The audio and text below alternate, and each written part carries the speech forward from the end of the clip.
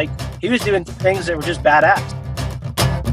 That was one of the coolest moments of my life. I was really scared, but knowing that Dan had the gun, I did have the rifle, like, we would be okay.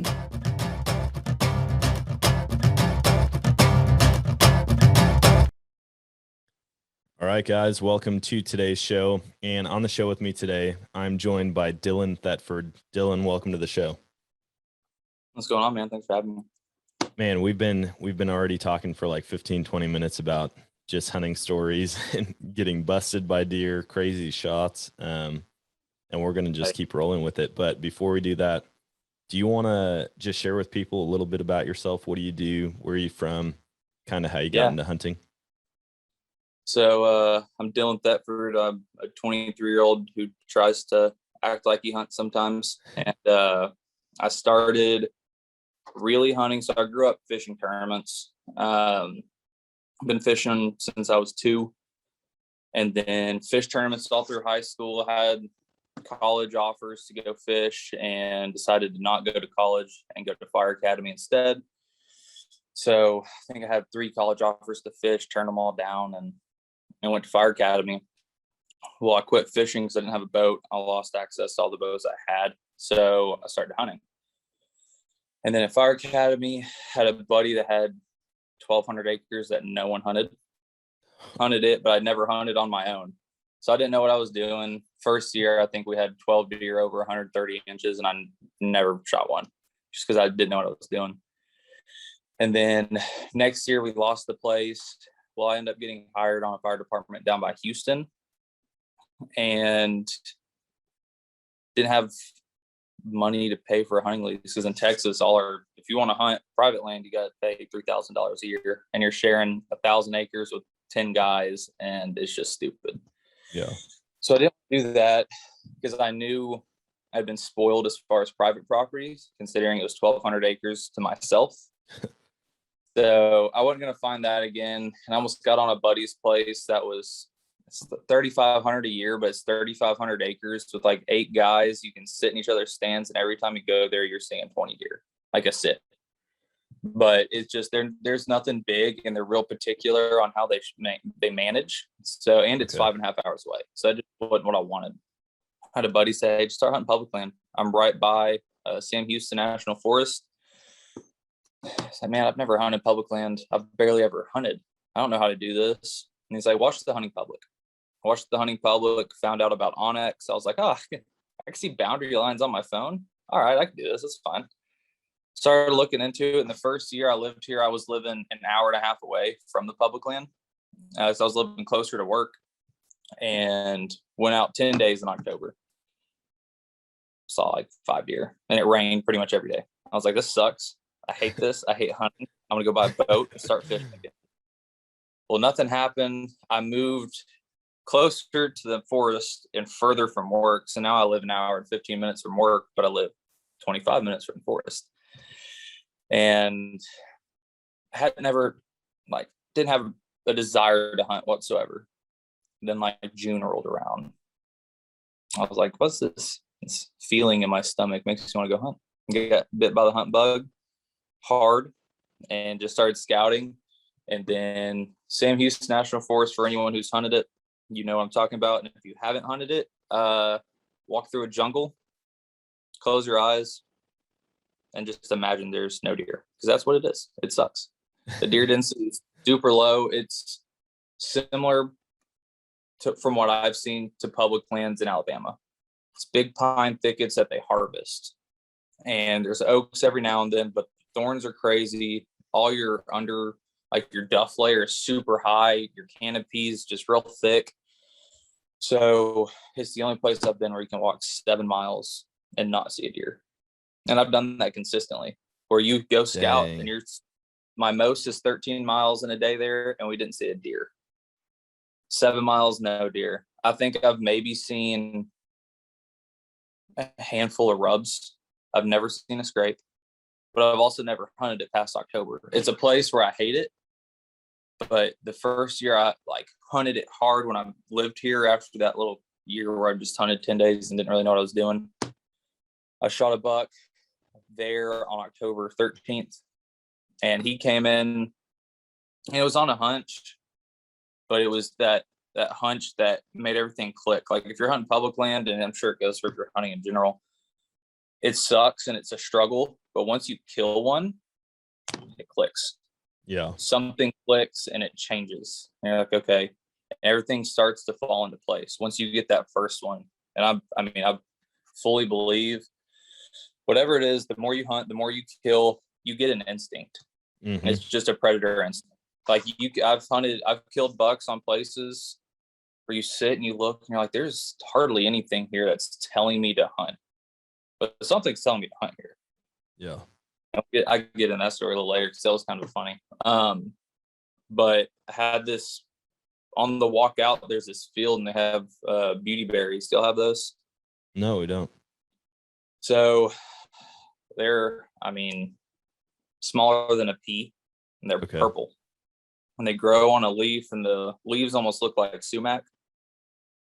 And the deer, it's like crack.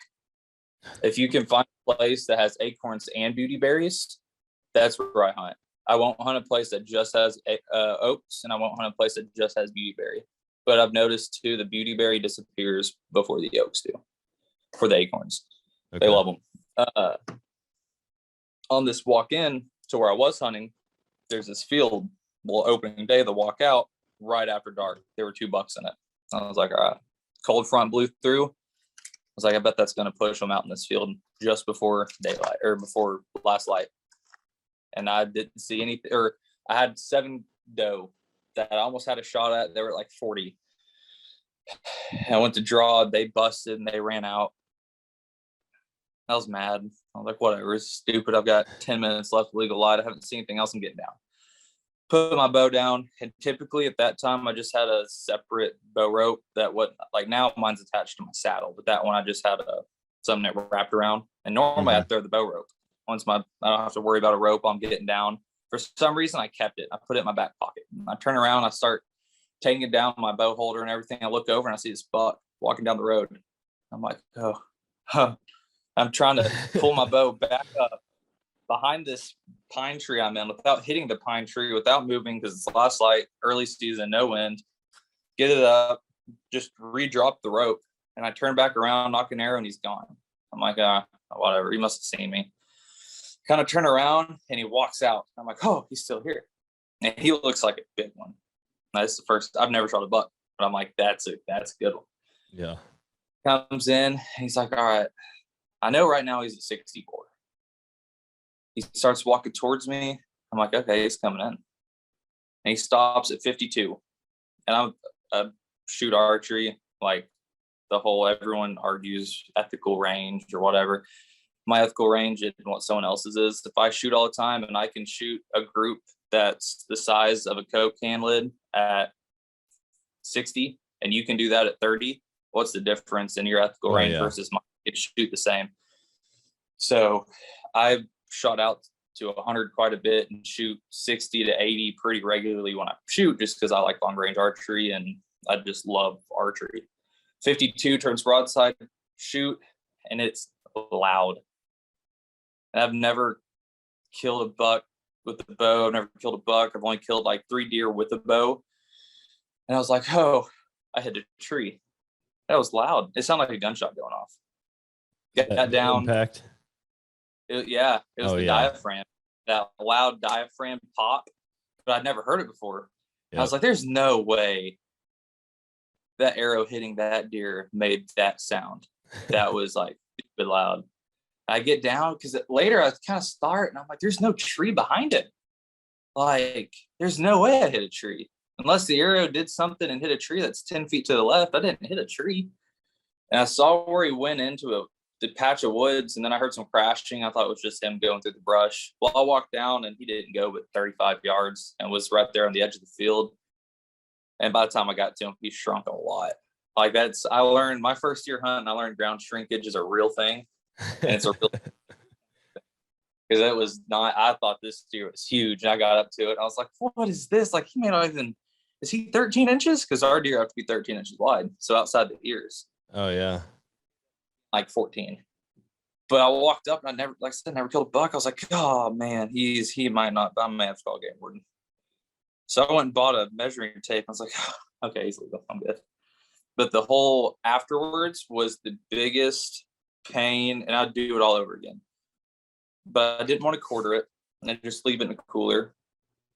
I wanted to take it to a processor because I used to work at a processing plant up by Oklahoma when I lived up there. And that's what I know. Shoot a deer, take it to the processor. Yep. So I called probably 4 processors around me, and none of them had after-hour drop-off. None of them. And I was like, oh, my God. All right. So I ended up calling one of my buddies who lived in Ennis, which is just outside of Dallas.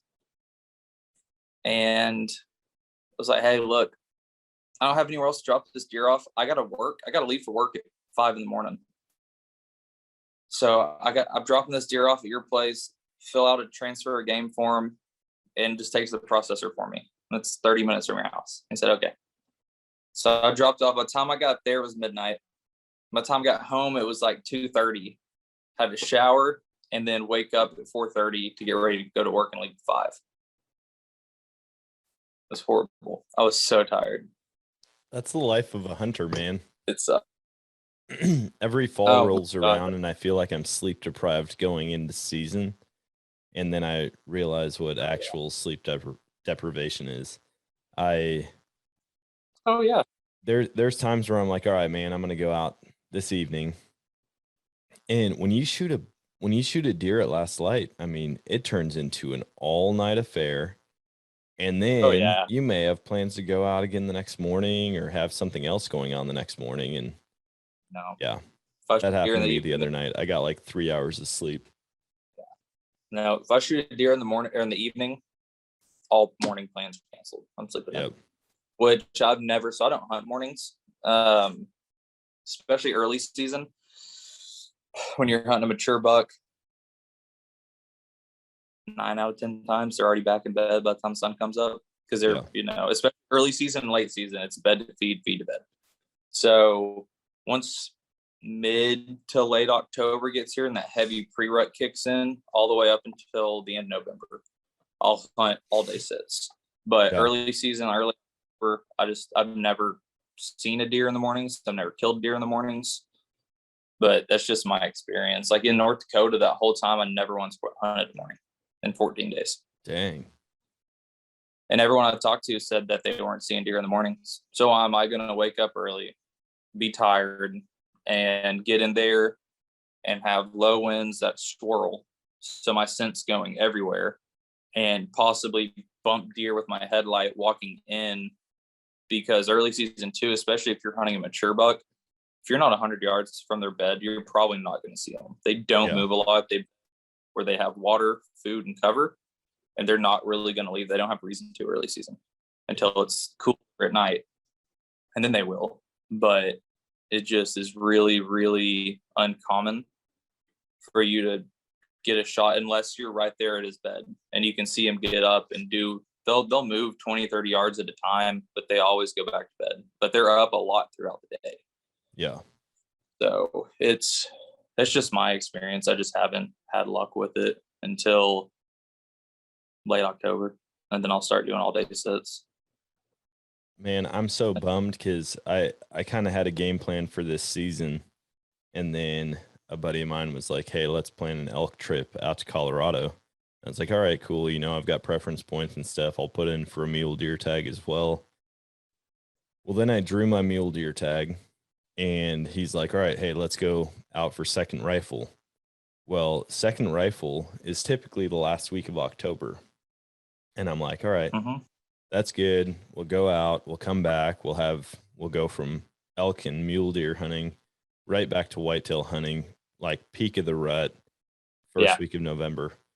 And then I look at the dates this year, and second rifle goes from like, I want to say it's the 29th of October to like the 6th or 7th of November.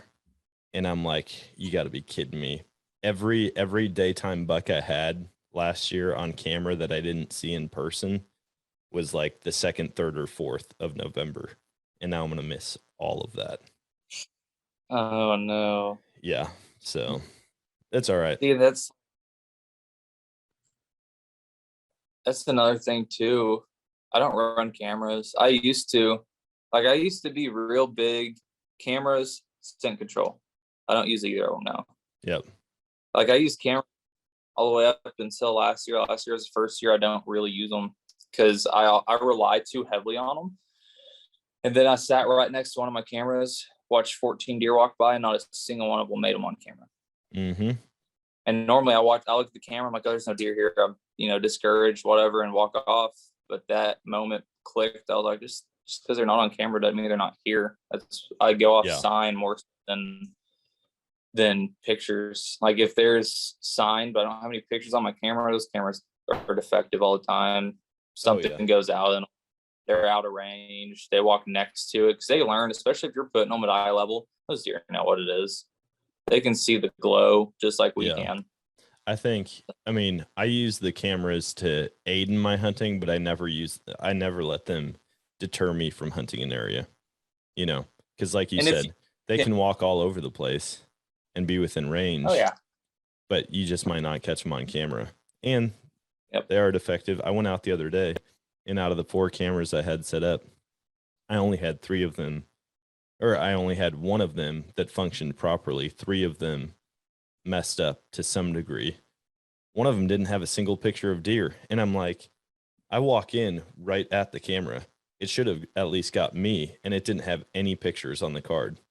Had full battery still. I'm like, I don't know. So what camera? What was that? What camera? That one is a free Amazon camera. A company reached out and they were like, hey, would you be willing to do a review if we send you a free product? And I was like, yeah, sure. And so they gave me like this whole page. They're like, go to this page, check out what products we have. And they had this LED like touch screen trail camera.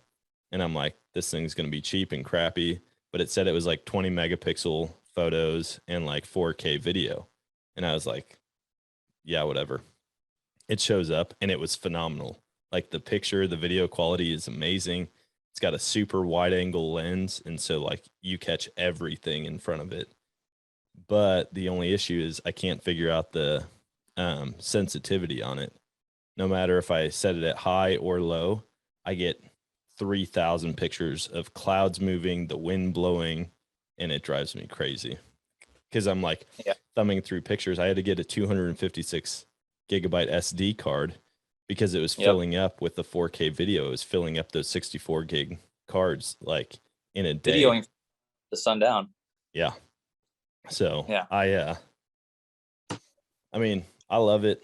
I love setting out trail cameras. I'm the same as you. I don't do any scent control. Like I'm as stinky as I can be, like anytime I go out there, but I'm also hunting private land where the deer get used to it. Like the deer know my smell and they don't associate me with danger at all.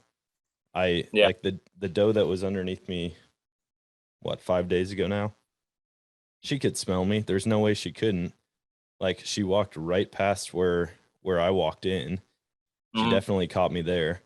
But I've been out checking cameras and I'll be like pulling a card on one and look over and there's a doe at 40 yards just standing there watching me check my cameras. And you can't get away with that on public land all the time. Like you just have to play the wind well. But I typically have like a one general direction for wind from my main stand that I sit in, and it like cheats the deer's nose almost, right?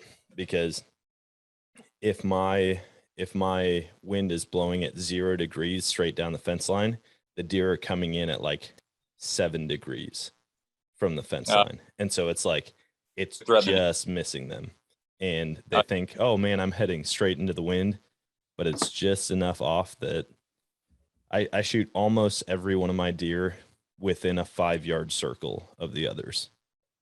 Huh. That's kind of funny. Yeah, man, I learned so much. Like, because I'd always thought deer walk wind at their face. I hardly ever see deer walk with wind at their face. Like every deer, especially. So last year I shot 3 bucks. My first one was aged at 6.5. The second one was 5.5, and the third was between 5 and 5.5 based on teeth. Yeah. I mean, you could tell even just looking how they were all old, especially my Texas buck was ancient. Like East Texas deer normally aren't huge. This deer field dress probably at 175, 200. Nice. Huge. We hung him up from my buddy's garage to quarter him, and from hoof to hoof was ceiling to floor. He was so long. And that was a cool deer. He had on his, look at the mount real quick. On his right side, he has an extra molar. So it's 3 molars in a line, an extra molar that grows on the inside, and then it goes back to the line and continues with the rest of his teeth. That's crazy. And he hardly had any of his bottom molars left. And then I shot one in Oklahoma last year. I shot 2, but Oklahoma last year was the most trying hunting trip I've ever had. Like, that's, if you're going to travel to hunt, just don't, if you're hunting public land, don't give up. Like, it sucks, but eventually if you keep pushing, something's going to give. Like, it doesn't matter what you've been through, like how many crappy sits or days or whatever happened. As long as you keep getting out there, something eventually is going to happen. Yeah. So day one, we got to this property, and I'd been scouting this. I had 3 weeks off. I'll start with that. Scouted this area by myself. Had no plans of anyone coming with me. My buddy's like, "Hey, I want to come." All right, cool. Sure, just move. You can have all the properties that I've done the research on and found, and here they are. You just hunt whatever you want. And he had just got out of the Marines, and he's my high school best friend. But he's just new to hunting. Yeah. And he's very hard-headed. He needs to learn things the hard way. So regardless of what I tell him, he's going to do it anyways, so that he can get that same result. And then he'll come back like, "Okay, yeah, you were right." Yeah. And then I'm pissed off because I'm like, "Yeah, I told you. I'm not pulling stuff out of my butt. Like, I'm saying this for a reason. It's because it's happened to me and I've learned it." But opening day, this main property just looks great. Get there, and I literally tell him, I'm like, "You sit here, look through your binoculars this way. I'm gonna go walk around." So he glasses, and I'm walking by. I end up walking 8 miles on day one, just on this property. Get back, and he's like, "Dude, I saw like 7 or 8 bucks." I was like, "Yeah, I saw a handful." Make a plan for that evening. I go in, set up a decoy, and I've never used a decoy, but last year I was like, it's tail into rut. We'll see what happens, just kind of for fun. Start seeing some deer. Were you using a doe or a buck decoy? Buck. Okay. It's Montana decoys. It's like 2D. Yeah, just a silhouette deal. Yeah. And this buck comes in at 90. He's nothing, 110, 115 inch 8-point. Sees this decoy and bows up, just puffs his chest out, ears pinned back, and I'm like, "Oh, that is awesome. I've never seen this." And he gets about 40, and he starts sidestepping, real just aggressive. And I'm like, "Oh, thank you, God, this is awesome." Day one of the trip, first hunt. This is great. I love this place. So I draw back and shoot and deflect off the last branch of my shooting lane at 25. Oh no. I'm like, "Are you kidding me?" And he runs off, but he runs off to 40, and he stops and he looks at the decoy because he thinks this decoy did something. He didn't know what happened. Yeah. And he starts kind of walking off. He gets another gap, put another arrow and shoot. And he's in my 50 gap, and I thought he was in my 40 gap. So I shot under him. So I'm like, well, this sucks. Walk off. My buddy said that he shot a buck, missed a buck, then shot a doe and hit a doe, and showed me his arrow, and it was gut. And I was like, man, I'm gonna be honest with you. I really don't like shooting does 3/4 of a mile in on public land in the evening. Like, shooting does is the worst thing. It really is. The last thing I want to do is stay up and be tired for tomorrow looking for a doe. Yeah. We looked for like an hour and a half. It started raining. He was like pretty close to a property line, so I think the doe made it over. We never found it. hardly found blood. Like I'm grid searching and he's following blood. I come back, he's 50 yards from where I left him. And I'm like, oh God. Yeah. Like this, that sucks. And that 8 miles I walked, I saw one set of boot tracks the entire 8 miles on this property. So it's unpressured. Yeah. And I was like, dude, look, this property's not pressured. We just gave it more pressure in a day than it's had in all season. Yeah. Go somewhere else in the morning, let this place rest 4 or 5 days, we'll come back. He's like, no, I'm going back. I'm going back in the morning. I'm like, well, you're not gonna see anything. And he's wanting to sit field edge. I'm like, your field edge isn't something you hunt in the mornings. It's an evening thing. They're gonna, one, see you walk through the field. 2, they're either in the field still or they're gonna be right where you're wanting to sit up. Like that's not, you don't hunt fields in the morning. He didn't care.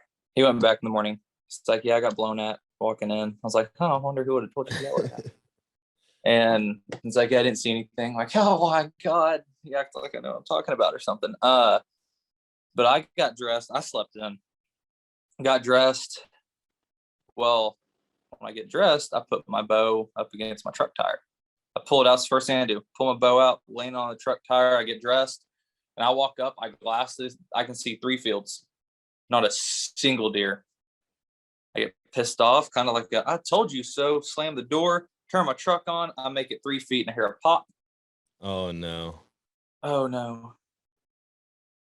Humbled me really quickly. I was like, Paul, I'm sorry. I'm a jerk. I just ran my bow over. Got out, and it looks like it's in shape still. I'm like, oh, thank God. I pick it up, and the limbs just fall in. And I'm like, oh. And part of me was like, Paul, I hate you. This is your fault. Because it made me angry. It wouldn't have happened if you wouldn't have come. But at the end of the day, I was like, you know what? This is my fault. I'm an idiot. I was angry.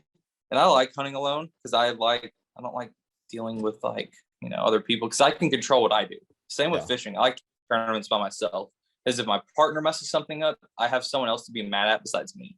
Yeah. If I'm going to mess up and I'm going to screw something up, I want to be responsible for it, not someone else or someone else's lack of experience is what causes me to fail. And it's just, I've always been kind of like that. So this is the first time I'd ever hunted with someone else. And he walks up. It's like, what happened? I ran my bow over. You what? Yeah, you heard it right. I ran my bow over. Speak devil, he's trying to call me right now. Sorry. You're good. This is on a Sunday, by the way, in Western Oklahoma. You know how hard it is to find a bow shop that's open in Oklahoma on a Sunday? My options, I sat there all morning. Also, I left my credit card at home. All I had is my debit card with not enough money to buy a bow on it. And so I found 2 bow shops. One was in Kansas, one was in Oklahoma City. I was about 3.5 hours from each. Oh my gosh. All right. And I had to wait for them to open. They didn't open till like noon. Called them. Hey, do y'all take Apple Pay? Yeah. I'm on my way. Get there. H&H Shooting Sport, I think is what this place is called in Oklahoma City. And I walk in and I'm like, y'all are not going to believe this. I just kind of hold my bow up. And it was a Prime Logic CT3, probably my favorite bow I've ever owned. And they all look at me and they're like, what did you do? I ran it over with my truck. They're like, I've never seen a bow with limbs actually snapped in half. All 4 limbs snapped in half. Jeez. And I was like, yeah, well, it happened. And this is right after Black Friday. I look at the wall and there's maybe 8 bows. Oh no. My options are a Hoyt RX4, a PSE Expedite, I think some Bowtex maybe. That's it. There wasn't a lot. And half of them were left hand. Some were kids. I shot the Hoyt. I was like, man, this is a sweet bow. I just couldn't bring myself to spend $1,800 on it. Yeah. And the year before, I had shot a PSE Carbon Air. And that's between that and the Logic, they're really close to my favorite bows, because the Carbon Stealth is what I shot my first 2 deer with, like on public land, and it just shot super great. But I'm really hard on my equipment, and I cracked the riser. I don't know how. I mean, let me rephrase that. Earlier in the season, I fell on my bow. Second day of season, it's like 100 degrees here. I clip a branch, like a big log, stepping over it. Both my hamstrings cramp up, and I fall flat down on my bow while I'm holding it. Oh, and no. Later in the season, I was on top of my first climbing stick, and that year I had 3 or 4 bucks walk up on me while climbing. So I had a carabiner, small carabiner, kept it through my D loop, kept my bow on my tree harness. Yeah. So I could just clip it and try to shoot from a stick.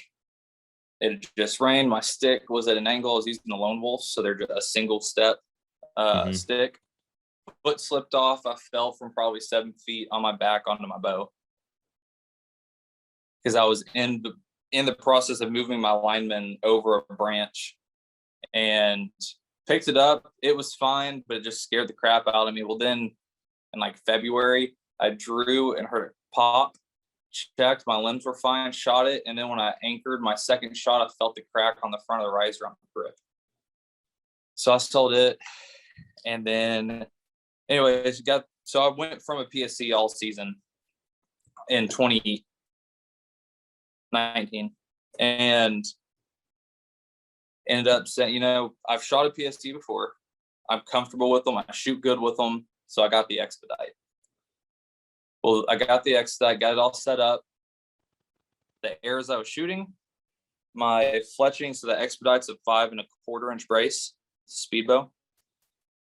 I use the AE Max Stealth, so they're like a 2.3 inch vein, and I keep them pretty far forward.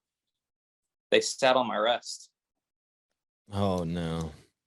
So I had to go out, and I was like, and I had Black Eagle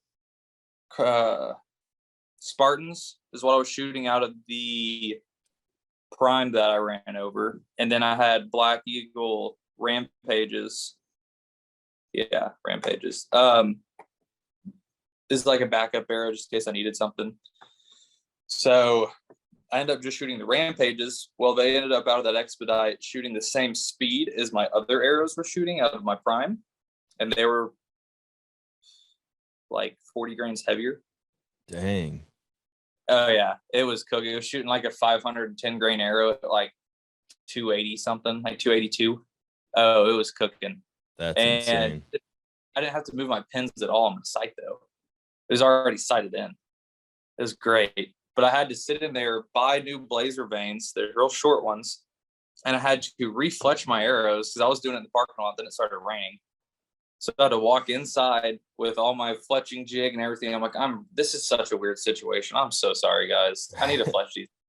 And they were like, here's a trash can.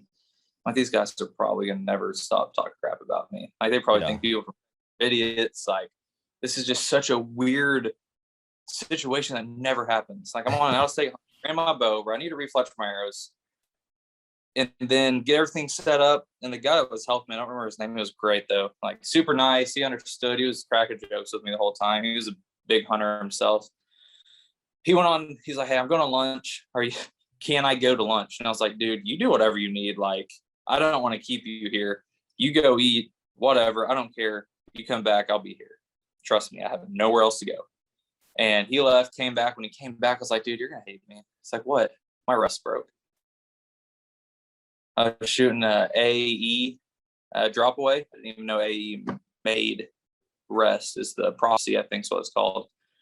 And he's like, well, what do you mean? I was like, it won't go down. It came up and it won't go down. And he's like, all right, let me look at it. I was like, no, just put a new one on there. Like, I don't want to take the chance of getting out there 3.5 hours away from y'all again, having that break and have to come back. Yeah. I ended up spending like $1,400 this bow shop that I didn't plan spending. So got out, and so we were in Western Oklahoma, like over here. Oklahoma City's here, and we had properties about 2 hours north. brought off the 35. So instead of driving back 3.5 hours, we were just going to go 2 hours north, check this stuff out while we were over here. And if we didn't like it, go back. Yeah. 3 days, saw 4 deer between two of us. I didn't see a single one of them. My buddy's the one that saw the deer. But I had brought a 14-foot John boat with me because the main place I was hunting is on a river system. Do you watch Hunting Public on YouTube? Yeah. Yep. Okay. So when they were in Oklahoma, where Jake shot his buck, Mm-hmm. they pulled up the topo map on Onyx. That's my main spot I had marked. That's awesome. Like as soon as they pulled it on they pulled that map up, I paused it.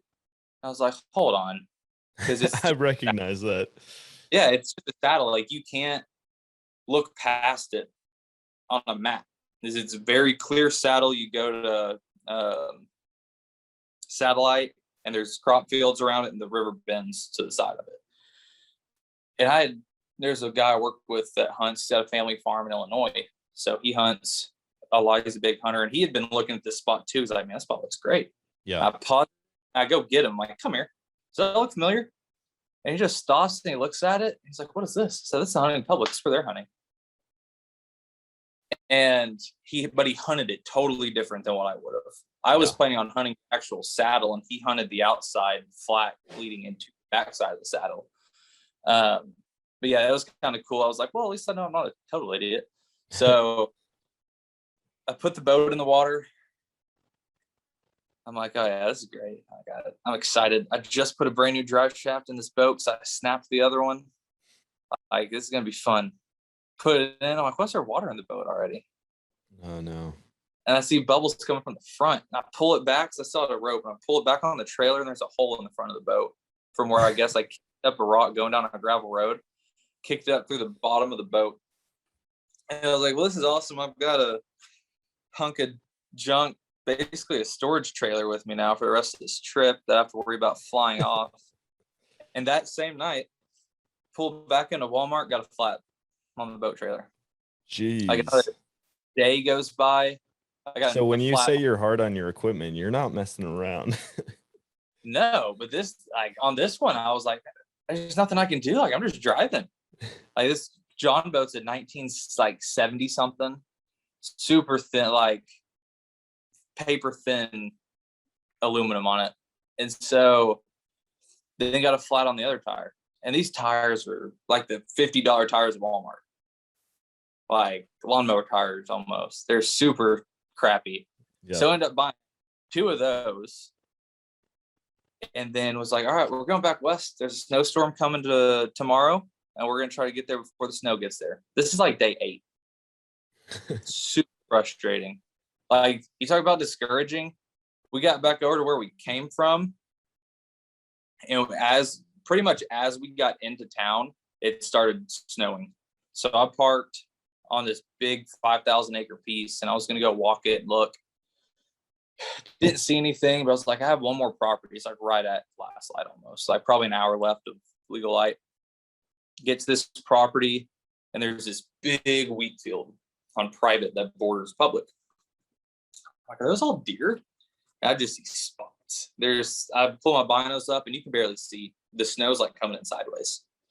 And I pull my binos up and there's like 60 something deer in this wheat field in the middle of this snowstorm. I don't know how much it snowed. I would say it probably had to snow 5 or 6 inches in like 4 hours, which may not be a lot, but for someone from Texas, it's a lot. Oh yeah. And so this property is 2, like, I would call them ridges, mounds, I guess you'd say. Then you get back to this creek that runs east to west on this property and feeds into this wheat field. And there's a ridge system that drops off from the backside. And then where you walk in from drops in. So it's like this, and they walk through there to the wheat field. They bed on the public. And I'm like, all right, I bet they're traveling that just low spot in that creek to get to this wheat field. By the time I get back there, there's an 8-point pushing around some doe. And then there's another like handful of deer back there. And then it's in the light. I got back there just late, but I'm like, all right, I know where deer are now. Like I know where I'm gonna go kill a buck. Yeah. Left. Paul's like, hey, I'm soaking wet. I mean, I'm soaking wet too. I'm getting a hotel. I'm like, I love you. You may make me angry times, but I love you because that's a great idea. So we get to the hotel, we draw our stuff out, and he's like, man, I think I'm leaving in the morning. Why? I'm gonna go somewhere else. Why? Just discouraged. Okay. Like, that sucks, but cool. He's like, you want to come? Tell me where he was going. I looked at the success rates. It was like all season, I think there had been like 12 deer shot there. It's like, no. Why? Why would I go somewhere that's like 20,000 acres and they've had less than 20 deer shot with a bow all year long? No. What? You have fun. I'm staying here where I've seen deer. And then the day he left, I ended up shooting a buck that's just right outside of town. And this is where I went back to some, like, you kind of learn instinct. It doesn't look like anything. So I was walking, I was finding some sign, not a ton, just poop here and there, but poop in late season is like a main thing I look for. And the snow had melted. This was probably 2 days later. So tracks were fresh. You still wouldn't see any rubs, no scrapes, no buck sign. And I get to this bottom, comes up into a big cedar flat. I'm like, man, I bet they're bedded in there somewhere, because it drops out into a pretty open bottom. Yeah. And there's one worn out trail that goes up into the cedars. I'm like, all right, look over, there's a rub on like a twig. I mean, like, this thing's probably the size of a marker. This little limb that comes out, it's maybe 18 inches tall, but there's poop just everywhere. And I'm like, there's no buck sign. There's a lot of deer sign. So I'm going to hunt it. I found this place at like 11 in the morning. All day long, didn't see a single deer until 30 minutes before legal light ended. I look up on the far edge and I see just a tank. Like, I'm talking 140-inch 10-point, just at the top, staring down to this bottom. And I'm like, oh my God. Pull the binos up. I'm like, I just don't take your eyes off him. He's got to come down at this bottom. Yeah. And he comes in, and this strip of trees that he walked into is 10 feet wide. And I didn't see him walk out of either side, so I know he's still in there coming towards me. He's probably 200-300 yards away. And then I hear something snap to my left. I'm like, oh no. And there's no wind either. Pull my binos down and I look over. And I just see this tank of an 8. And I'm like, oh, he's at 20 yards. Pull my binos down, I grab the bow, and he's making a fresh scrape, like right in front of me, out of nothing, out of scratch. Just going to town. And he turns his head, and he had snapped off his entire right side. Oh, man. Oh, no. Why? Like, he would have been so big. So I'll look back to the other one, the real big deer, and he's pushing does. And I can't see him, but I can hear him grunting, and I can hear him running. And I see him pushing these 2 does. Well, they start to work off away from me. Well, that 8-point starts to walk off. I look over, and I'm like, I don't know too many people who shot a deer with one antler. All right, you're dead. Like, I'm sorry, buddy, but I need some confidence booster, and you're here, 20 yards. You're dead. And shot him, and he bounded off. And I saw him make one more big jump into the cedars and then crash. He didn't go but 30 yards, I think. And then that's when I realized I'm almost 2 miles on this property. Oh, Didn't know. I thought I was like 800 yards from the truck. No, I ended up being like 1.8 miles from the truck. Yeah. Oh, great. So I had to go. That's him. Nice. I had to go back to the truck, get the deer cart, put my stuff up, and then go get the deer, and then go out. I think by the end of the day, it was like 7 miles or something. But I got them quartered up and everything. I was like, well, now I'm getting a hotel because now I'm soaked. I'm dirty. I need a shower. Skipped a day. The next day, I did laundry for the first time in like 11 days and just hung out. Like, I think I stayed at the hotel till probably 3 or 4. And then I finally left and just went and glassed the property from the road. I'm like 300 yards, more than that, probably 700 or 800 yards, just glassing because it's real flat and not flat, but it's real open in that area. And I was on a high point, just on the main highway, just pulled over to the side and just started glassing.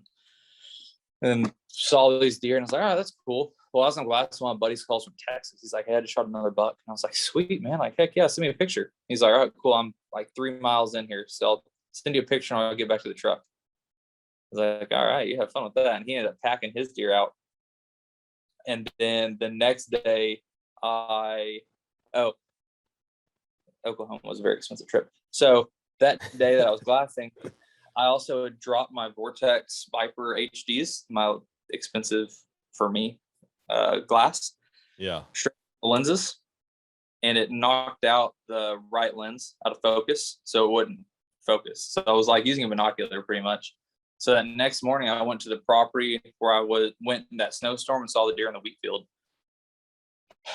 And I'm on the phone with Vortex, glassing with my big monocular, and I'm like, hey, this is what happened. I'm sleeping at a gas station. Can you ship them there? And he's like, yeah, that's fine. We'll ship you a new pair. Just ship us those whenever you get a chance. I was like, all right, cool. Like, first time I'd ever worked with Vortex warranty, and it's pretty nice. Like, Yeah. brand new pair for no cost, and they overnighted me a pair of new binoculars That's awesome. to my out-of-state trip that I was on. But there was a problem with that.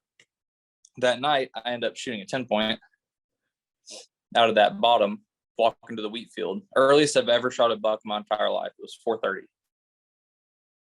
Because I had glassed that field all morning, and there was no point throughout the day where there wasn't a deer in the field. From sunup to sundown, there was at least one deer in the field. That's crazy. And you have to get there, you have to, obviously you can't walk, over everything because you're skylined. So you have to belly crawl across your high points. So you're not skylined from the wheat field, but the entire time you're going there, you can see the entire ridge in front of you where they're bedded. So you're having to not be seen from your left and look for deer from your right, or like straight ahead of you. And on the way in that night, there was a buck pushing 4 does over the ridge. So I would have to stop, wait for him to move and get behind something and then move forward a little bit. And finally, this is maybe 3/4 of a mile to the truck. And it took me like an hour and a half to get back there because I would just have to stop, go. And I hit the bottom and I sprinted across the bottom through the creek up and in a tree. And within 5 minutes of being in the tree, I had 3 young bucks pushed an 8 doe by me. Jeez. It was nuts. And then I look over to my left and I just see a frame walking over a ridge down to the bottom. And I was like, oh my, whew. All right, that's a big deer. That's what I came here for. And he walks out. And I was like, what? That's it? You look so much bigger back there. Like, what? I'm still going to shoot you, but you just look so much bigger. Like, I would have swore he was like a 140-inch deer. And he was 120, but he broke a brow off. So he was like 116.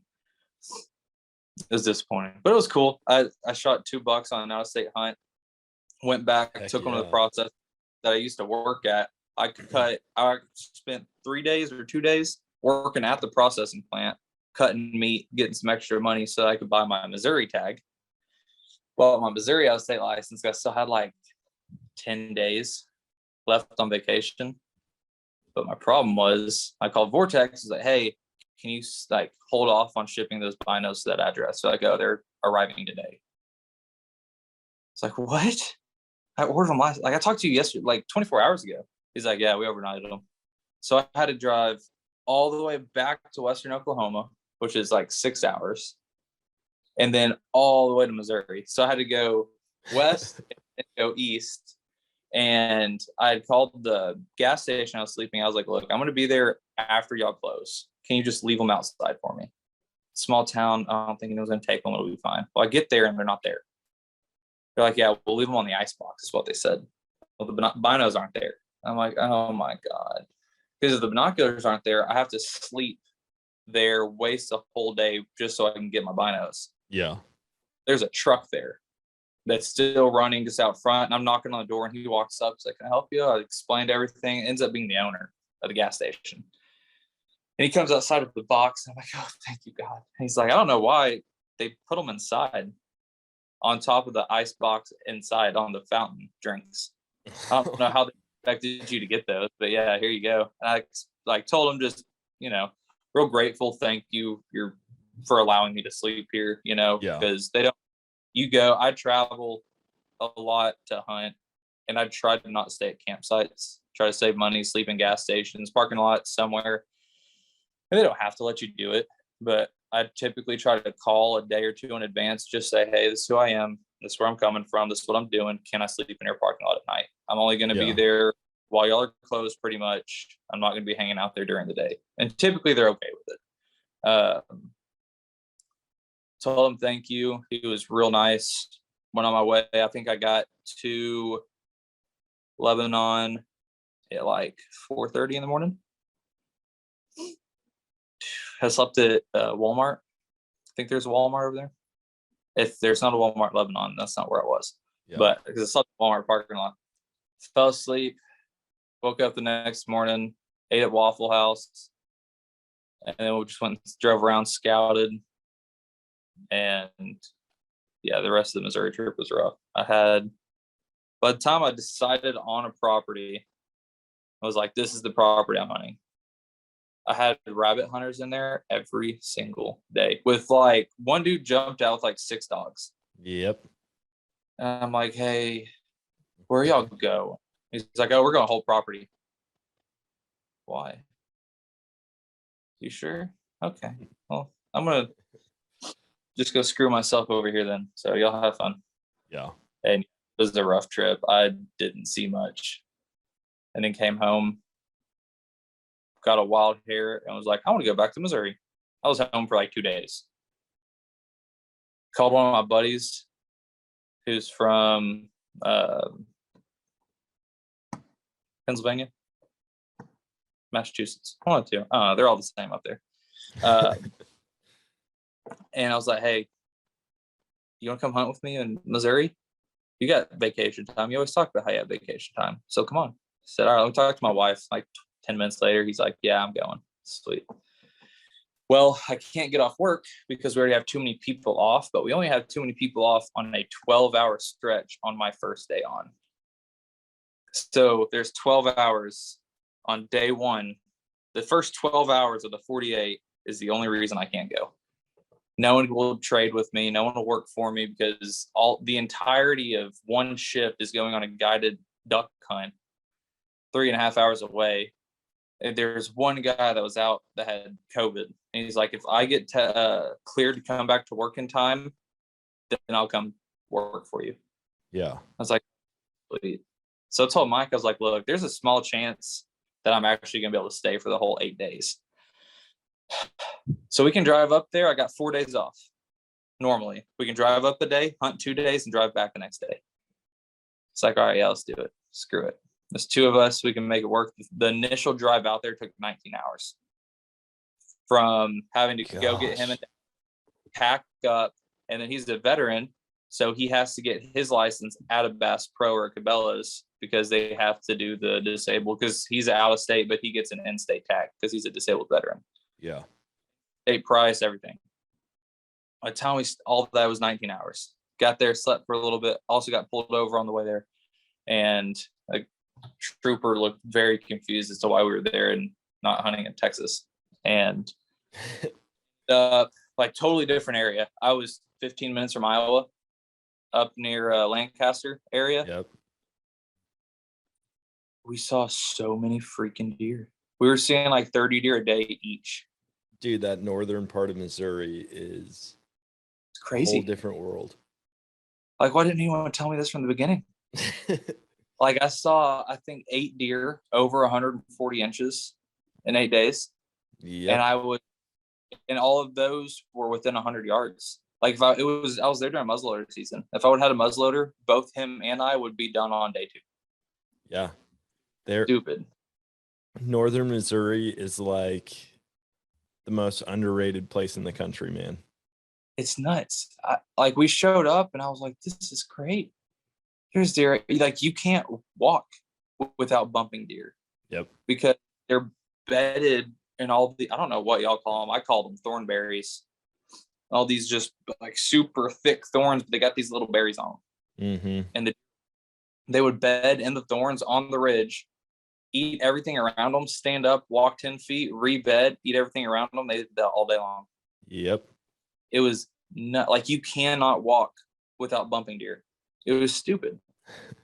And I had one buck that was 140-inch 8-point, but he had broke off a lot on one of his sides. So I bet he was probably 120, 125, probably 18 wide, super tall. And I see him and I grunt, just real aggressive. And I look over and I just see legs walking towards me. I'm like, oh God, he's coming. And he stops at 40 yards right behind a branch. And the branch that's blocking is the tree that I debated sitting in. I was like, oh, I had a 50-50 shot and I screwed it up. I picked the wrong tree. If I picked that tree, I'd be done. He'd be dead. But no. And that's it. That was the closest I got. And it sucked. But at the same time, it was like, man, I've never seen that many big deer in my life. It was cool. Good it was spot cold for the next time. What December. In November? December. Oh, December. Sorry. What are your total plans for the year? Where all are you trying to hunt? They've changed. So I was North Dakota from the 5th, and I got back yesterday, which was the 19th. And then October 19th through the November 1st, I'm going back to North Dakota to try to fill this tag. If I fill it quick enough, I'll go ahead and buy my Oklahoma license and hunt Oklahoma for the rest of the time. And then go to Oklahoma from November, like just mid-November. I don't remember the dates. And then Missouri, like mid-December, right before the muzzle starts. But I was planning on doing a mule deer hunt in Nebraska in October, but I just don't have the glass for it. I've got a pair of 8x42 binos. That's it. So glassing it. I deal with it, and I don't want to go drop $3,000 on glass between a spotting scope and binos right now. So next year I'll plan mule deer hunts, and then I was going to go to Arizona for mule deer in January, but the tag's like $500, $600, and we're doing a class through work that I'm going to take. So I'm not going to be able to take off just because I have to go get this certification through work during that time. Oh, okay.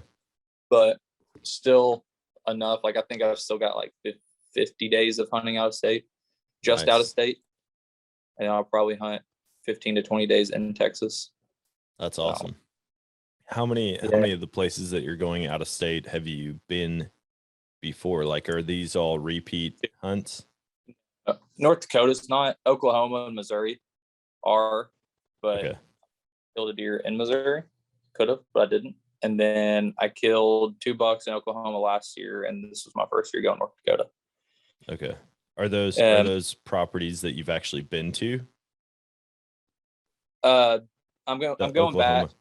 Oklahoma, Missouri, I'm going back to the same ones, yeah. Okay, cool. But North Dakota, for anyone that lives in North Dakota, I don't know how you live there or why you live there, but that place is barren. Oh my God, dude. Everything closes at like 6. It's so dumb. Like you get out of the woods, all the gas stations are closed. Bars are closed, or they just don't have food. Like I walked into a bar, I was like, do you have food? She said, yeah, I have pizza. Can I get one? You want me to cook it? Preferably, please. Yeah. She pulls out a frozen pizza, and I was like, what do you mean do I want you to cook it? It's frozen. And then I found out, like after being there a little bit, that's where people go to buy their cases of beer because the gas stations can't sell them. They also sold frozen pizza to sell with there. So it made more sense. But like the closest town to where I was that had anything open past 6 o'clock was 45 minutes away. Jeez. I went there probably 4 or 5 nights. I'd get out like gas stations, bars. They had an actual grocery store.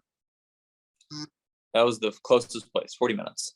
What kind of rig are you hunting out of when you're going? Are you just in your truck? Yeah, I'm just in my truck. I have a 2018 Ram 1500 with a bed cap and then a deck system. And then the 2018 Rams, the seats fold up and there's under seat storage that has a platform that folds out. So you lift your seats up, you fold this platform out, and it's flat. Nice. So I sleep on a sleeping pad and then keep all my gear in the bed. I was sleeping in the bed because I had a Tundra last year, but it just doesn't regulate temperature as good as the cab does in like the winter when it's cold. Yep. So I started sleeping in the cab last year, and that's what I'm gonna do this year, or probably from now on until I get a camper. If I get a camper, I'll get like a small one, but I'm not fond of the idea right now because you're kind of restricted as to where you can go. Yeah. Whereas right now I can sleep anywhere because I'm sleeping in my truck. Yep. You need to look at getting a generator or something. That way you can just bring food with and warm it up. That way when you're in North Dakota and nobody sells food, you can. Yeah.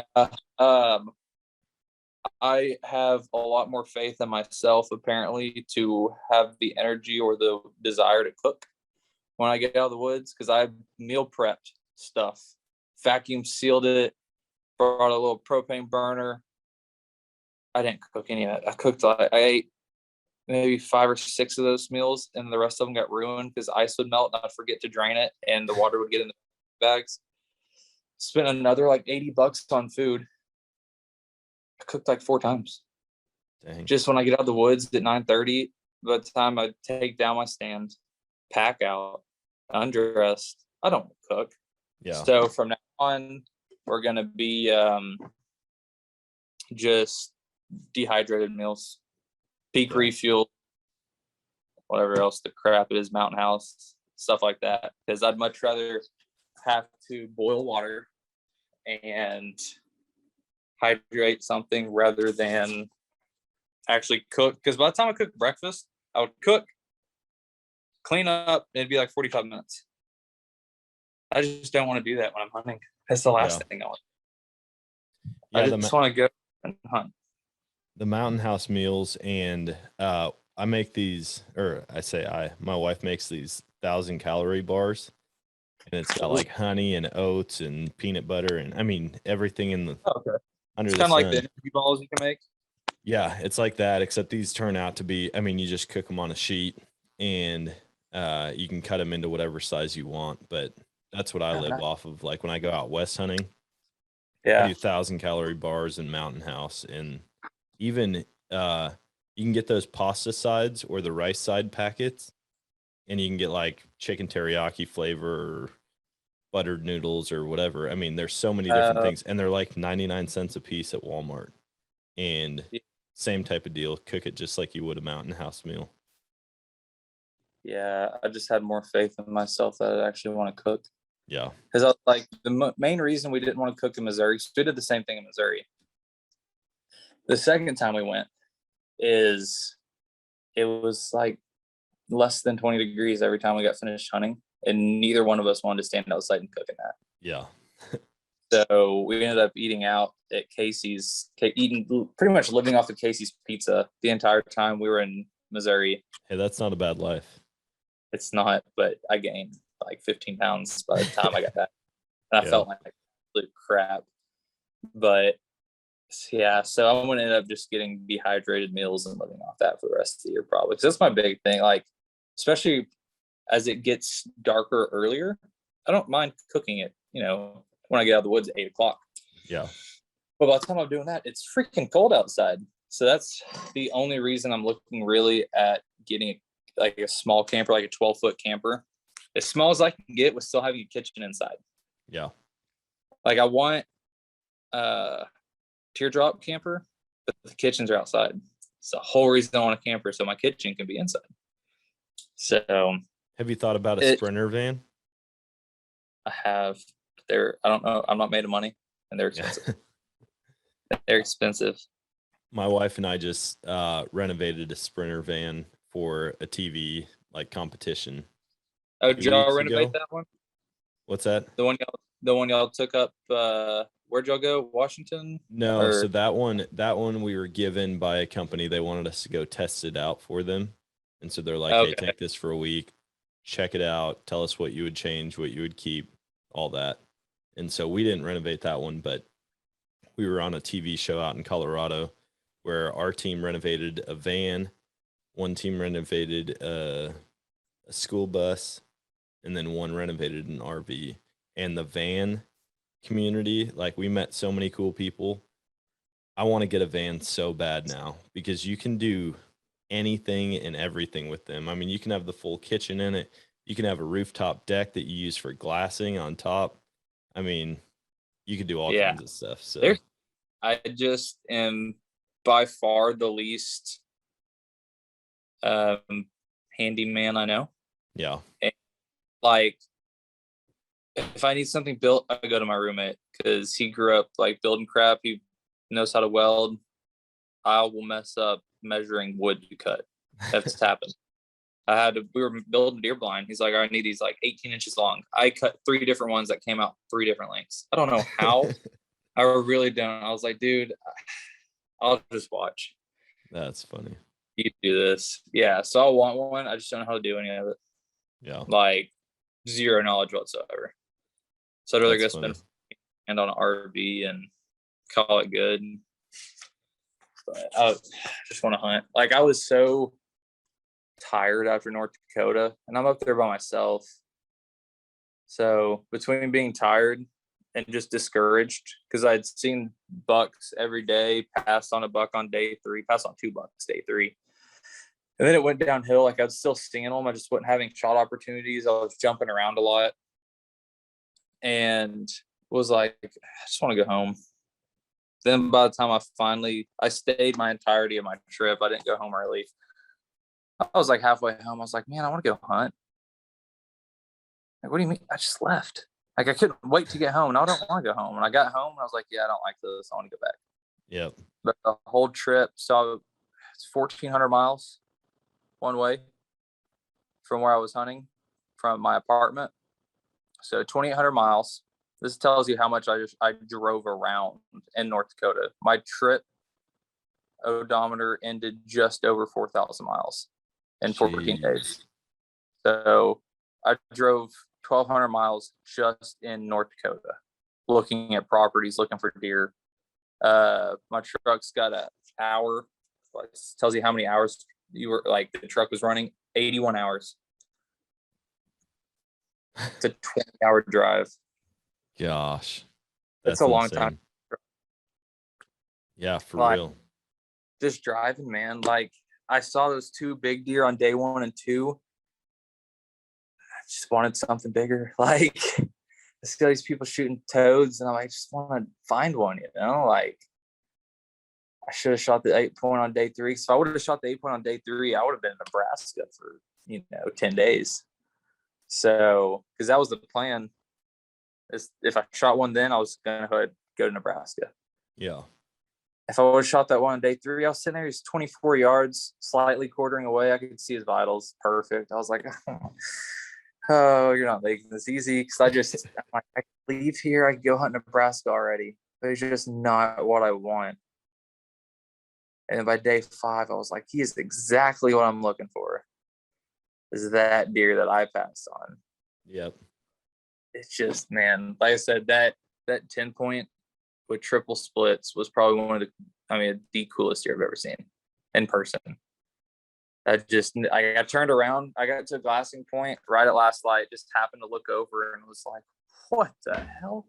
Because he had just come from, he like passed where I walked.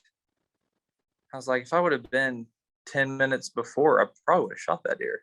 Because he walked with 30 yards of where I sat for like 5 minutes, just kind of looking around. I don't know where he came from either. I caught him last glance as he went into the tree line coming from the opposite direction. And then I saw him pop back out, looking at the bottom.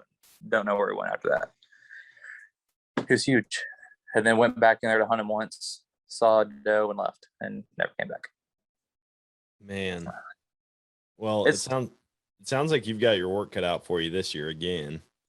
I mean, there's people underestimate the work that goes into traveling and hunting.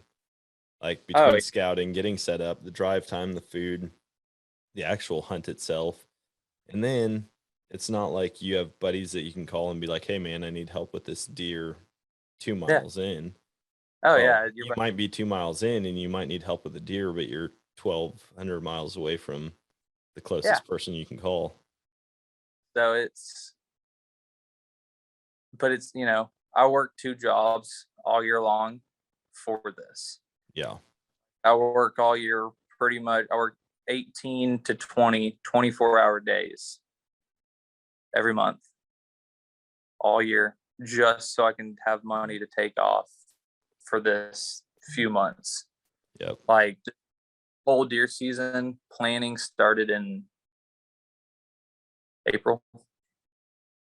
And originally I wasn't going to North Dakota. I was going to Kentucky. And I just never got like super excited. It was more of a dread. Like, I'm not looking forward to this. I'm not looking forward to the heat. Yeah. I'm not looking forward to snakes. Like, I'm not looking forward from going to Texas with topography, basically. Yep. And I had watched something and North Dakota popped into my head, and I was like, oh no, I didn't think of that. That's a great idea. It's cooler. It's more open. It's I like hunting that type of terrain. I'm going there. And as soon as I decided that I am going to North Dakota, I got excited. That's cool. So it was fun. I can't say I'd ever visit there for just fun, because it's not super. Like, I did not enjoy North Dakota as a whole. I enjoyed the hunting aspect of it, but the people are pretty rude. Where I was, at least, it was a very like, just get your stuff, get out. I don't want to talk to you. Like, here's your chips, leave. Yeah, no one really wanted to just hold conversations with you. The farmers would. The farmers were pretty nice, but as far as everyone like in town, yeah, they were all pretty rude. And then, dude, on my way out, so I hunted that last night, and then I was driving just to South Dakota to get a jump on the drive, basically. I went through Fargo, which is one of their like bigger towns. Yep. I went 3 or 4 different places to find food. I went to a Taco Bell. This is like 11:30. Yeah, I think it was like 11:30. Taco Bell probably had 30 to 40 cars in the drive-through line. McDonald's was closed. Casey's was closed. All they had open was their gas pumps. Finally found a Love's. Went to Love's, walked in. There were probably 20 people in the subway line. Said, screw it. Grabbed an energy drink, some taquitos off the hot roller, and a bag of M&Ms, and went on my way and made it to like just north of Brookings. Probably just south of Sioux City. Okay. Probably 40 miles, and just found a rest stop, and then woke up and finished the drive. But yeah, I was like, state sucks. There's nothing. It's just desolate. Like, even the towns, like, you have towns that are so small they don't have gas stations, and they're 40 minutes apart. Yep. It's nuts. It really is a whole different way of living up there. It's crazy. I didn't like it. I can so tell. Far been my favorite. Maybe because I shot deer, but I'd say the people in Missouri were probably some of the nicest. Yeah, the hospitality here in Missouri is pretty good. People are typically pretty friendly here. Missouri's big enough to have like all your normal big city stuff, but small enough to feel like small town. And that's what we say about Springfield all the time. It's like a really big small town or a really small big city. It's got a good mix of everything. Because it's not like, even Springfield still got a lot of trees, and it's not a big concrete jungle like Dallas or Houston. Oh yeah. Because it's not bad. I mean, you can get anywhere in Springfield. I live like 10 minutes north of Springfield, and I can get anywhere in town in 30 minutes on any corner of the city. So. And you're still tucked away on 20 acres. Yep. Yeah. Well, and in the city, there's urban hunts throughout the year, and there are deer everywhere in the city, and you can just go find like these tiny little chunks behind some company's warehouse, or like a pallet. There might be a pallet place, and they've got like a 4,000 square foot warehouse, and just tucked back behind that, there might be a wood lot that holds monsters. That's crazy. And I had found there's a park somewhere over there that's like 100 acres and you can hunt it.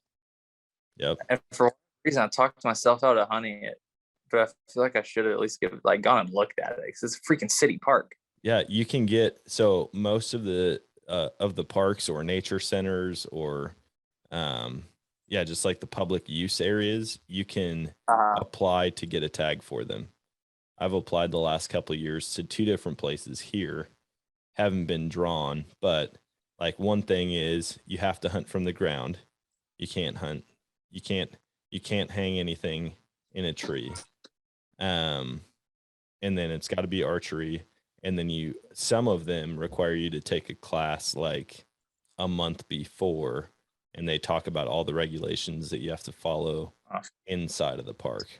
But kind of like if you draw for it, it's worth it. Arkansas, I think. Arkansas is like an association, like an urban hunters association that you apply for. And it's like you have to go to one mandatory like pre-meeting with game wardens and you have to qualify with a shooting. Sure. Interesting. Like 20, you have to be able to probably just hit a target basically. I'd assume that not much to it.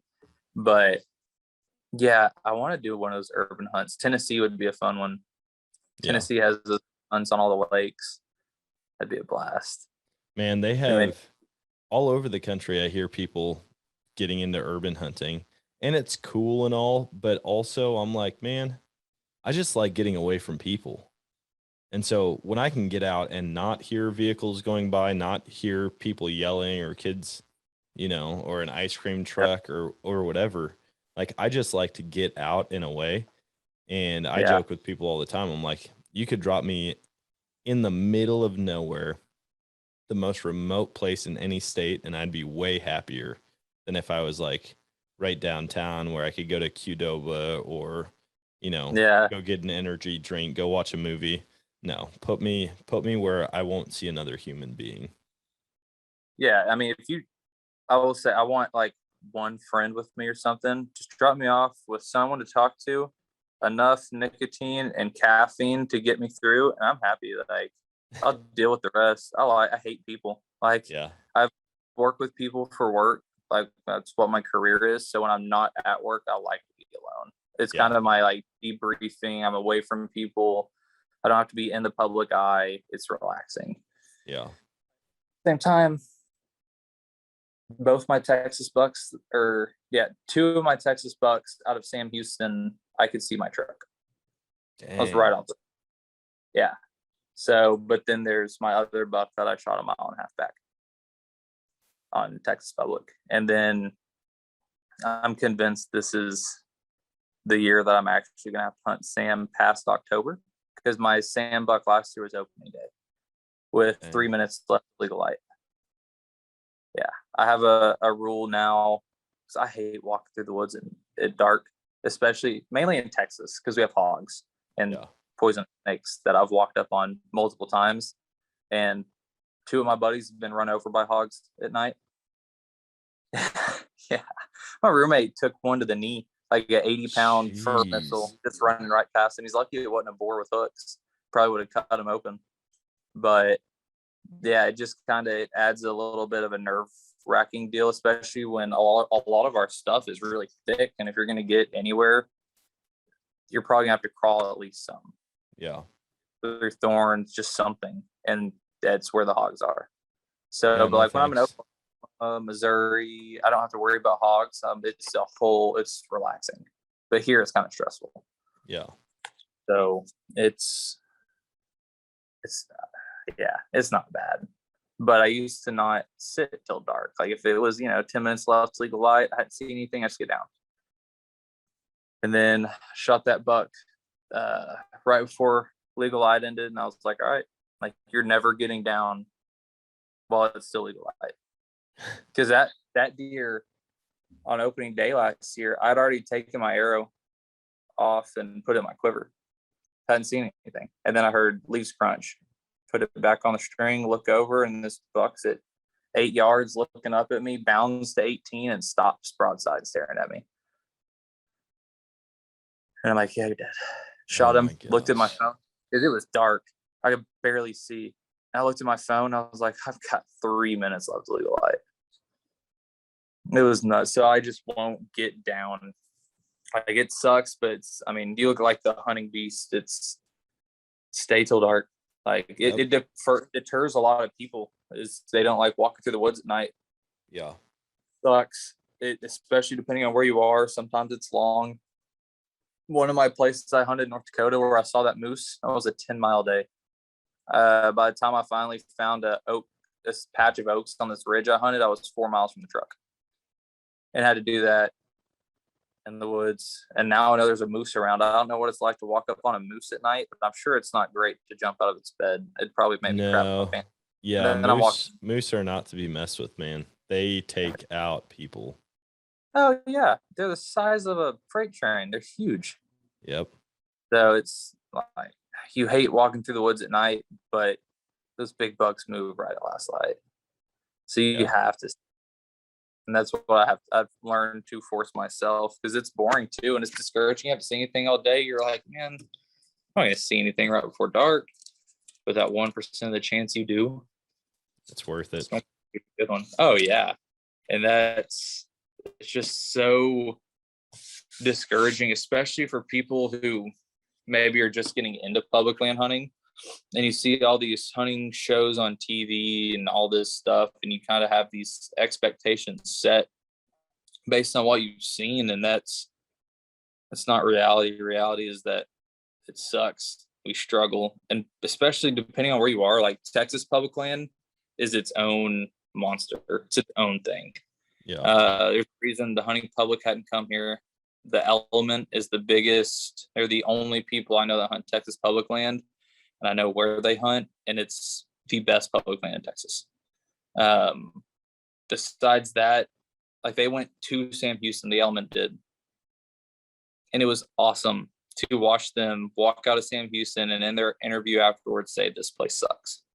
That's how it was. And it just really goes to show that it's not easy. Like, but it's easier to get into public land hunting than I think a lot of people may think. Get on X, read a book, go walk around.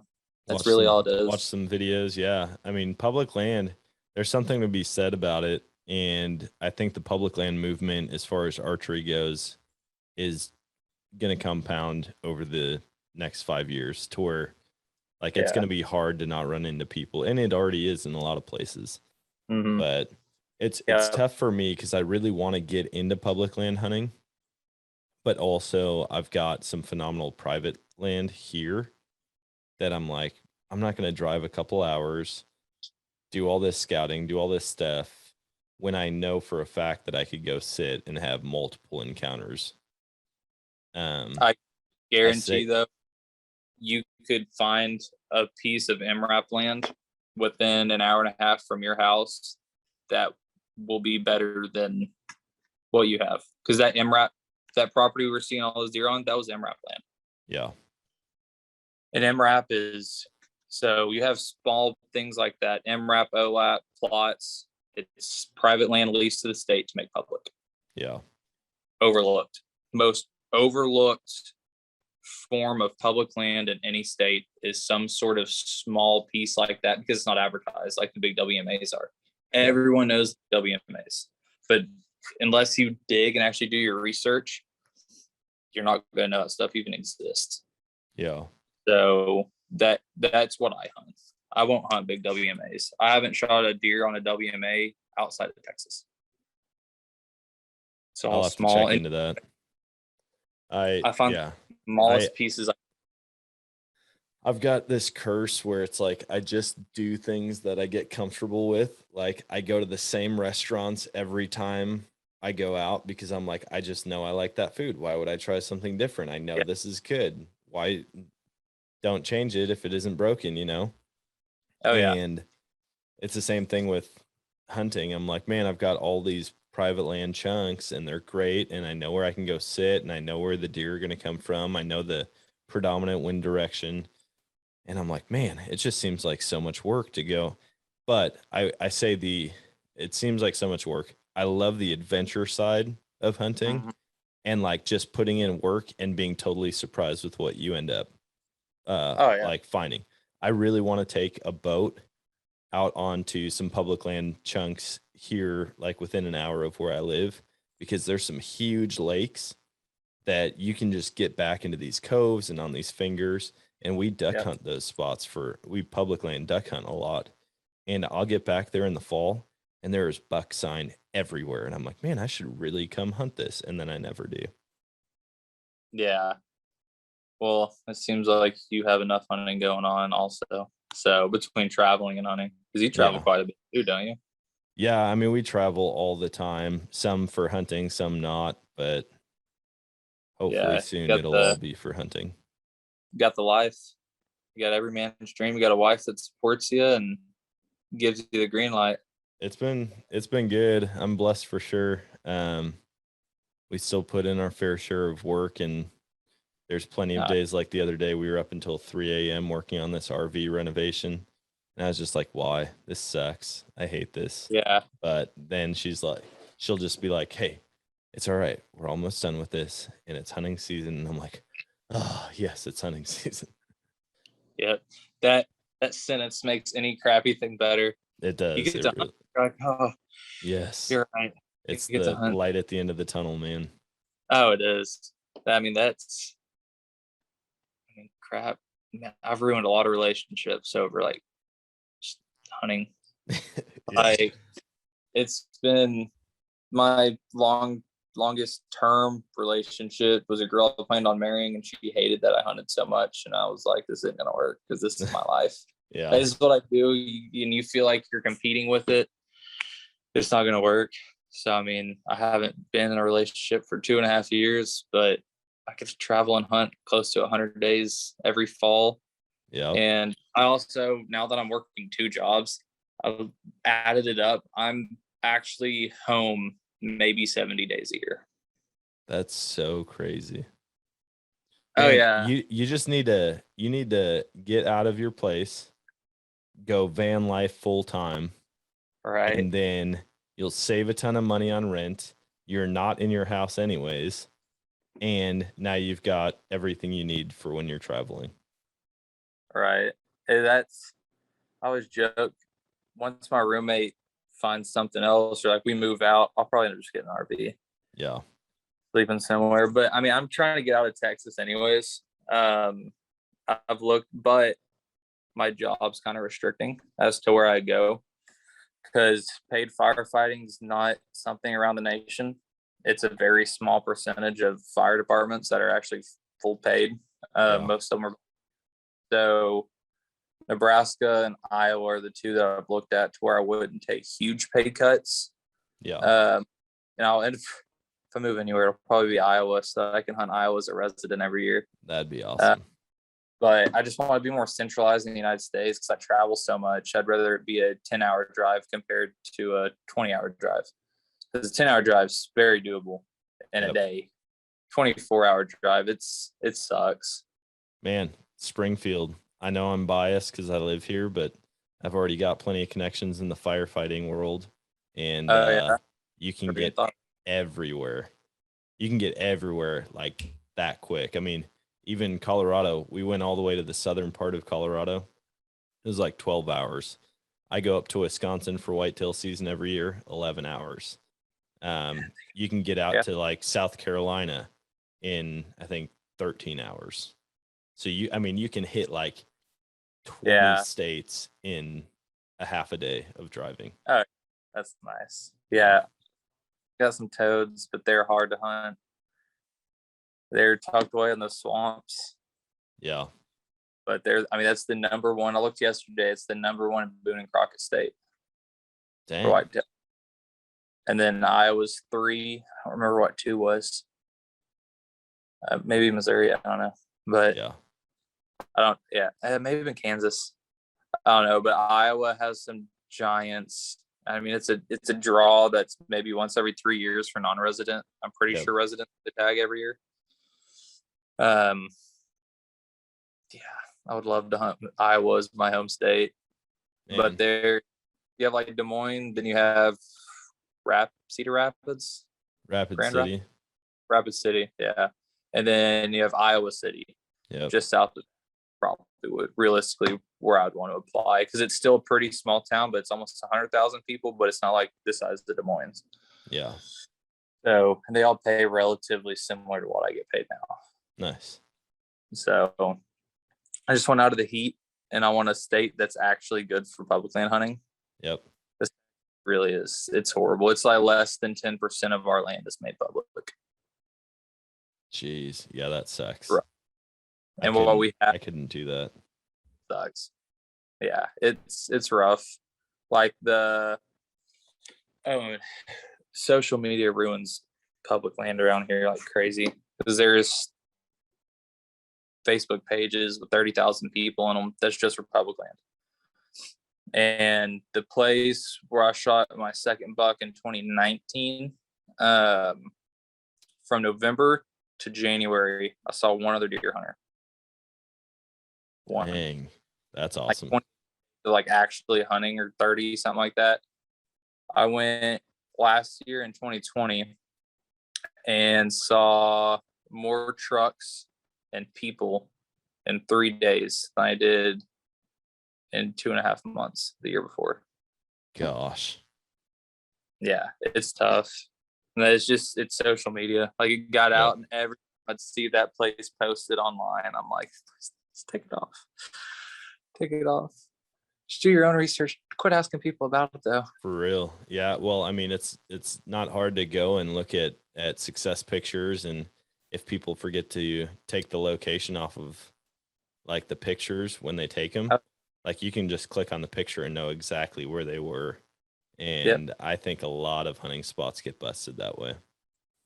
Oh yeah. It takes taking the wrong person there one time. One person seeing you there, telling one person about it, and it's over. Just word of mouth. Oh, it's a wildfire. People aren't willing to do their own work. They want the easy way out. Yep. But, and they have, I don't know, the hunting community is a funny thing. It really is. Between light arrow, heavy arrow, mechanical, fixed blade, shoot this, don't shoot that, that's too big, that's too small, why do you trophy hunt, why do you meat hunt? Yep. It's such a small community. There's so much division. Yeah. Like, you know, especially the deer thing. Shoot what makes you happy. It wasn't always that way either. I mean, I think as the trend of the country gets more divided, it's going to make more division in everything. But I feel like there's going to be a shift back, and people are going to be more understanding again. It always does that. It's the pendulum swing. It'll be really bad for a little while, and then hopefully people realize how ridiculous that is, and that you don't have to do things exactly the same way. Yeah, like I'd say, because it's just, there's so many variables, especially on like just in archery. Yeah. Arrow, stuff like that. Like, yeah, you look at science, a heavier arrow is going to carry more momentum. It's going to carry through an animal more. Yep. Speed doesn't matter. I'd rather have a marble chunked at me rather than have a brick lobbed at me. That brick's going to hurt a lot more. Yeah. But at the same time, you got to look, if you're hunting Texas whitetail that are 120 pounds, it doesn't matter if you're shooting a 400 grain broadhead, you're zipping through it. Yeah. You're going to shoot a 250 pound northern deer, you may want something a little heavier and a little slower. Oh yeah. You're going to shoot pronghorn, you may want something a little quicker. They're fast animals. You're going to shoot elk that don't duck, lob whatever you want. As long as you have the distance and you have the sight tape, and you're still shooting at a speed where you have the availability to shoot your further distances, yeah, shoot a heavy arrow. They're not going to duck like a deer is. Yeah. You know, or even like one of my buddies is the worst about it. Just, you shot that small thing. Have you seen your wall? Have you seen the little 80-inch 8-point you have shoulder mounted, Mike? All right. Like the other day on Facebook, someone had posted on the Saddle Hunter Facebook page what like you eat in the stand. I just had a Cliff Bar.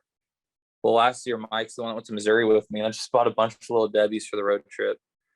I love Little Debbie's. I'm a fat boy.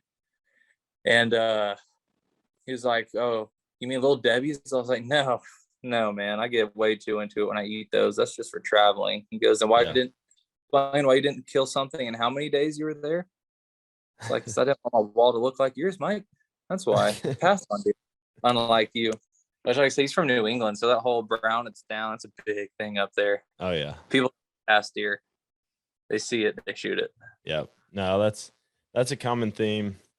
I think every state's got their region inside of the state where it's brown, it's down. And Oh yeah. I mean, like if you're hunting for meat, man, go for it. Shoot whatever makes you happy. And I tell people that all the time. I give my buddies crap all the time about shooting small deer, but at the same time, I don't care that much. Like it doesn't affect me. No. If it's on a property that's shared and like there's an understanding, like you only shoot deer this size, this age, whatever. Yeah. That's a whole different thing. But like if you're just hunting your own property or public land, man, just go out and take what makes you happy as long as it's legal. Yeah. Not just that, if you only get to hunt 10 days a year, Oh yeah. you don't need to pass on this 6-point. Shoot it. For real. I get to hunt. And that's another, like, yeah, I was frustrated in North Dakota. I didn't shoot anything, but also really need to take like a step back and just look at how much I get to hunt. Yeah. There's a reason I passed that buck, and it's because I get to hunt almost 100 days a year. I can pass that deer. I'll have so many other options compared to if this was my only trip all year long and I only get to hunt 30 days a year, I would have shot him. Yeah. But I get to hunt more than 98% of people. So there's no sense in my mind. I know I'll have another opportunity. I know I'll get to go back and have this other chance. Whereas someone that doesn't have that, just shoot it. Doesn't matter. What I pass on doesn't necessarily mean you have to pass on it, and what you shoot doesn't mean that's what I have to shoot. I hate just how judgmental people are. Just be happy. I've seen my buddies more excited to shoot a spike than I've ever been to shoot a bigger buck. Yep. Like my mates, he shot his first spike with a gun, first buck, and he was pumped. Like I've never seen. It was awesome. And I've shot deer much bigger than that since, and I've never acted like that.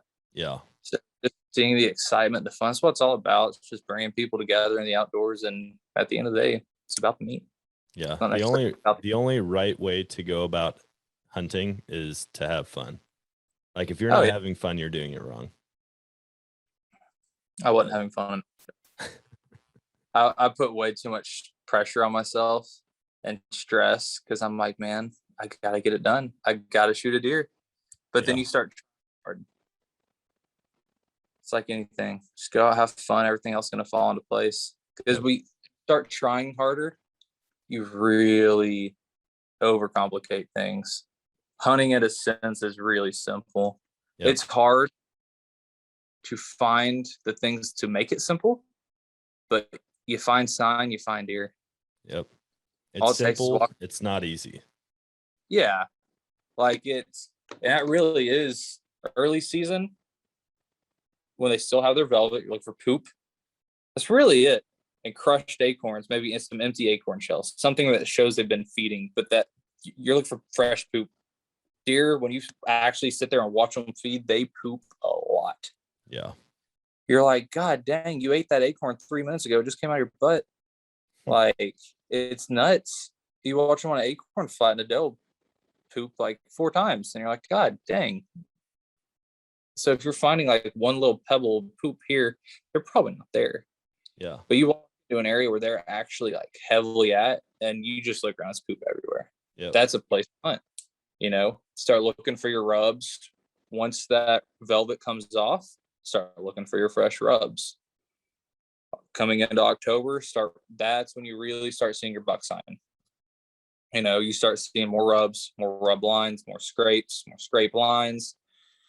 And then after that, from then on up until late season, it's looking for buck sign, scrapes and rubs. And then even then, like I'm not just looking for poop. There's a difference between buck poop and doe poop. Yep. And there's a big difference. You can tell, you can look at it and be like, that was a buck or that was a doe. So it's knowing what to look for and the time of year to look for it. Because if you're looking for rubs or scrapes in September, you're not gonna find it.